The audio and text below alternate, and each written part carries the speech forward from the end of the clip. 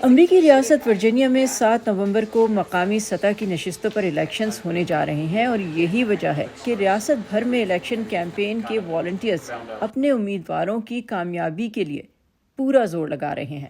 ریاست ورجینیا کی prince William county میں واقع برنٹسول 78,000 سے زیادہ آبادی پر مشتمل ایک ضلع ہے۔ اس ڈسٹرکٹ کے سپروائزر کی پوزیشن کے ایک امیدوار ٹام گورڈی بھی ہیں، جو آج یہاں اس کافی شاپ میں اپنی انتخابی مہم کے رضاکاروں سے مل رہے ہیں۔ والنٹیئرز کسی بھی انتخابی مہم میں اہم کردار ادا کرتے ہیں۔ جین ڈونلی برنٹسول میں رہتی ہیں اور ایک اسکول جانے والے بچے کی ماں ہیں۔ یہ پہلی بار ہے کہ وہ کسی امیدوار کی مہم کے لیے والنٹیئر کر رہی ہیں۔ میں سیاست کو بس باہر سے دیکھتی تھی، پھر جب مجھے پتا چلا کہ اسکولوں کے انتظامی بورڈز میں کیا ہو رہا ہے اور کاؤنٹی سپروائزرز کے بورڈ میں کیا ہو رہا ہے، تو میں نے کہا میں صرف بیٹھ کر اور خبریں دیکھ کر یہ امید نہیں کر سکتی کہ کوئی ہر چیز کو ٹھیک کر دے گا۔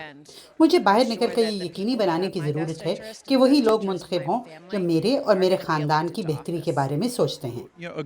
اچھی انتخابی مہم چلانے کے لیے سب سے پہلے تو اچھے امیدوار کی ضرورت ہوتی ہے، پھر اچھے رضاکاروں کی ضرورت ہوتی ہے جو مخلص ہوں اور محنت کرنے کو تیار ہوں، اور تیسرا اس کے لیے مالی وسائل کی ضرورت ہوتی ہے۔